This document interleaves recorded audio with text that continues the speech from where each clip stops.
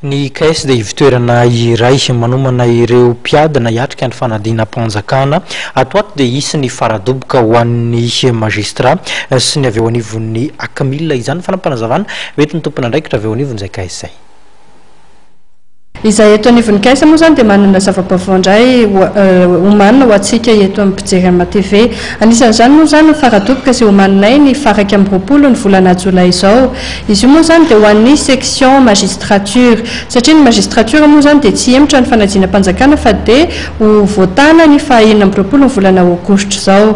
Ao anatin'izany zany magistrat administratif, magistrat financier ary ny magistrat judiciaire. Izy io moa zany no fomba fampianarana ataonay dia hoe rappel des leçons 2 semaines ary exercice 2 semaines. Ao anatin'ilay exercice moa zany dia isy ny test de présélection zany hoe tonga dia ohatrany ahoana ny mety ho test de présélection iseho any dia hitantsika eo moa zany ilay zavatra anankitelo ireo test psychotechnique, test lié à la langue d'examen ary test sur l'ensemble des programmes limitatifs. Manaraka izany izy koa zany faradoboka ho an'ny section contrôleur du trésor.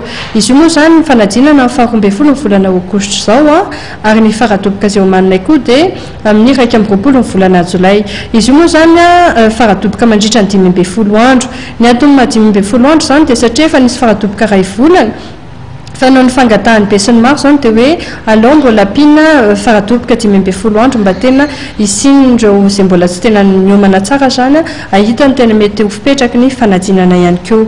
Ho an'ny greffier moa zany dia efa natitra terina teto ihany zany fa hisy fiofanana vaovao ihany koa homan'ny KS ho an'ilay mpianatry KS efa teo aloha zany ka mbola te hiverina dia iray volana fotsiny no manina zany any amin'ny volana septambra. Fa ho amin'ity manaraka ity kosa zany dia hoe ho an'ilay ankizy izay mbola zay mihitsy ny voaiofana satria ny concours zareo dia miemotra amin'ny faraka amby roapolo ny volana oktobra ka manana fotoana lavabe zany tsika iomanana ho amin'ilay fanadinana. Manaraka izany ho an'izy anao Akamila moa zany satria ny Akamila amin'ny 22 septembre izao ny fanadinana ary ireo ihany koa izay iofana ho PIA zany hoe ho an'ny miaramila dia efa misy ihany koa fiofanana ety anivon'ny KS mikasika an'ireo section ireo ka raha intéressé tsika zany dia tsara mandalo eny amin'ny KS. Ary manaraka izany misy koa ny fiofanana ho an'ny inspecteur en poste.